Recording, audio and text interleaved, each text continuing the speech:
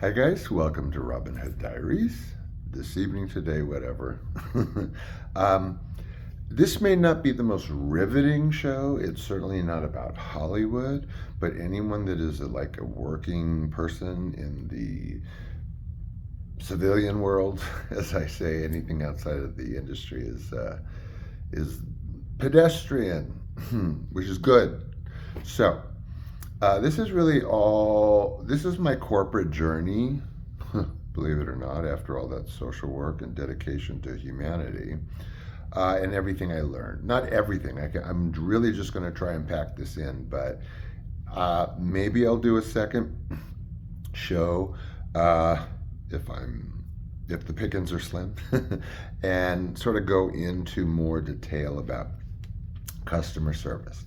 Now, I was 12 years corporate. As we all know, I was a quasi clinical social worker from 1990, well, it depends, 98, 88, or 94, or whatever, until this. So, I moved my way through everything from doing boots on the ground, sort of clinical research. I was a major program officer, foundation program officer, giving away millions of dollars globally. You know, I managed PhD candidates, teaching them how to write grant proposals.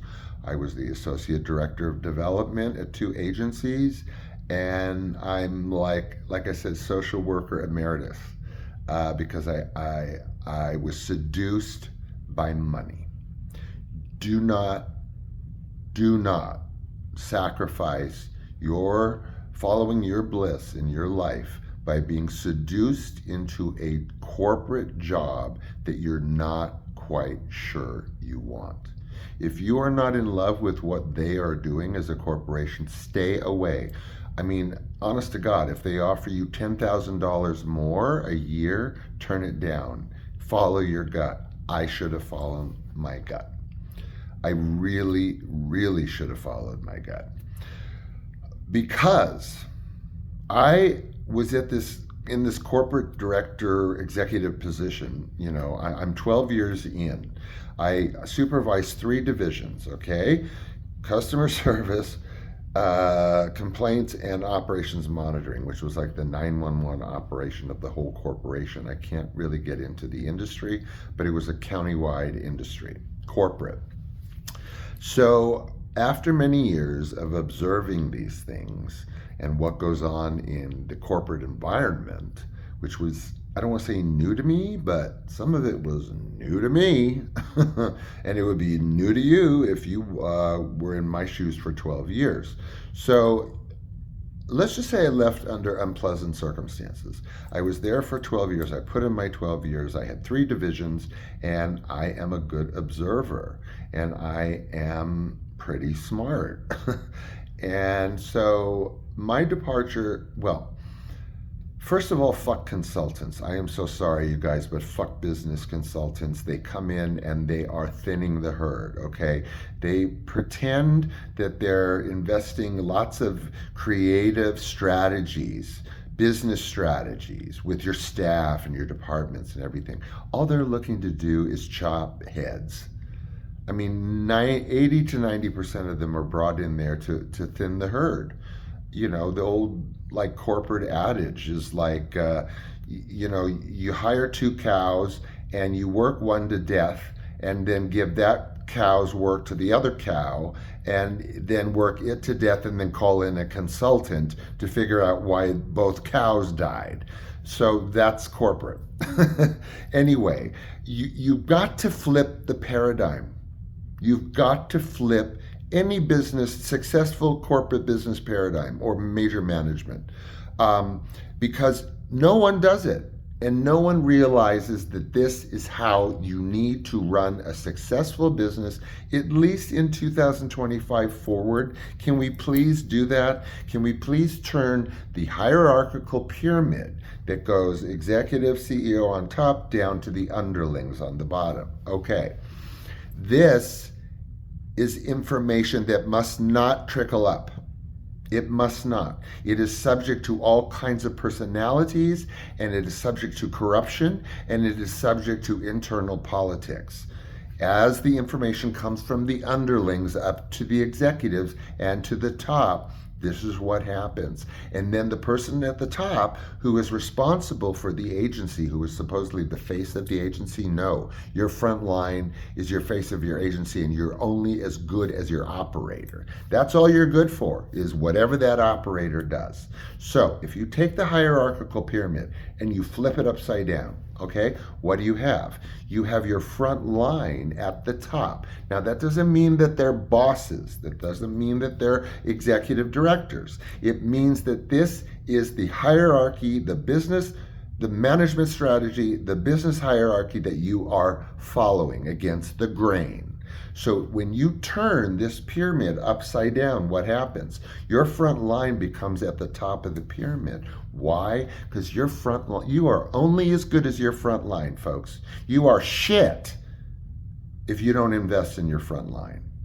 Shit. They are the face of your agency. They make or break you. They pay your salary, okay? Your contract, whatever financial pretense you are working under, can be pulled out from under you and you won't know what hit you. Why? Because your front line is not invested.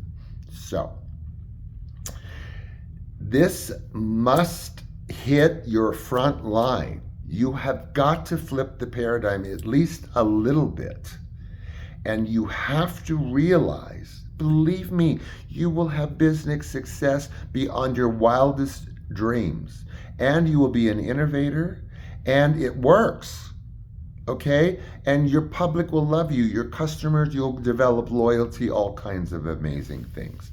But here's how you do it. You must invest so much in your front line that you have to bring them up to management salaries, management wages, comparable to your management, maybe not upper management, but definitely your managers and your frontline, let's say operators, customer service agents, associates, whatever you want to call them. They have to be really just kind of 2 clicks below the management salaries, because they have to feel invested. They have to feel that they are important. They have to feel and know that they are the face of the agency. Not necessarily that they can make or break you, but they need to understand how important they are. Because guess what? You pay them more, you train them well, you invest in them, and you absolutely drill it through their head that they are the face of the agency and they make or break this agency. You are going to have an amazing agency, an amazing corporation. I promise you. I promise you. Your industry and its front line, that's all you're good for. I have seen little teeny things turn into things that lost executives their jobs. Their son was a lawyer. They're suddenly a council person. Whatever it is, okay? Your front line deals with your board of directors. Your front line deals with your VIPs, which I call very important problems. Of course, nobody puts VIP slips under the telephone so that you know you're talking to. Nobody does that. Lots of secrets in the trade. I'll get into sometime a bit later when we've had a breath from all this business crap about how to deal with customer service as a customer, as a consumer, because I can tell you ways. I know customer service and most corporate environments and mindsets backwards, forwards, and in my sleep. 17 ways from Friday. So this works. Investing in your frontline works. You pay them, you train them, you sit down and take them to frigging lunch if you have to. And they realize that they are the face of the agency, and they take pride in their work, and they're paid well, and they want to stay. And you know what? They don't want to take anyone's jobs, right? Right? You don't have to worry about upward mobility and hiring, oh my God, this person's so good, which happens. Good people don't get hired because other people are scared that they're going to take their job. You invest in your front line and you basically make them executives. You're not going to lose them. You're not going to want them. They're not going to want your management positions. Why? They're the most important people. You flip the paradigm, even just in your head. And screw human resources. They're good for barbecues and benefits. I'm so sorry, guys, but I got some hard takeaways. So, this will also involve a wholesale retraining of your management, both mid and upper management, because they have to, it's beyond retraining. I mean, they have to go like to a retreat, literally.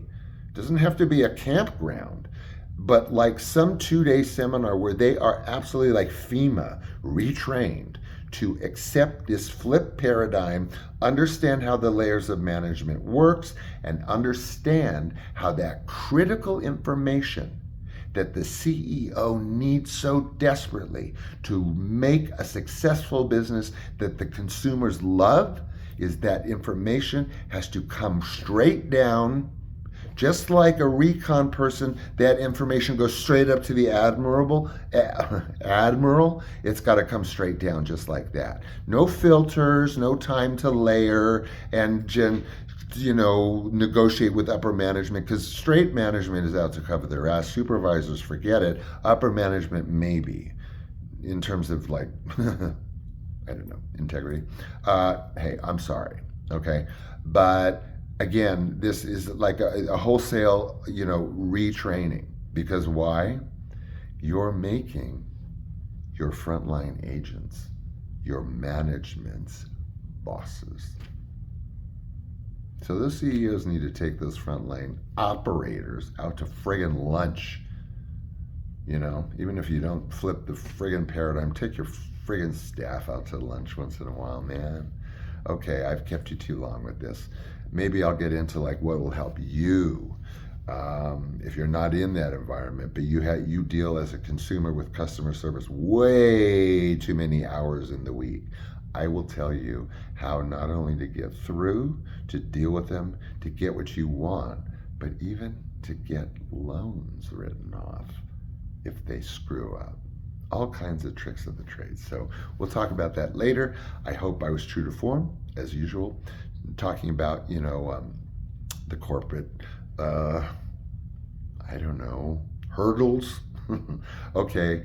Again, talk about flipping. I've got a totally different topic tomorrow. What else is new? I hope you enjoy it. It's coming. And like I said, this wasn't the most riveting show, but it is a major takeaway from me in the civilian world. So thanks, as always, for just being there for me. Okay? Have a good one. I'll see you tomorrow. Bye.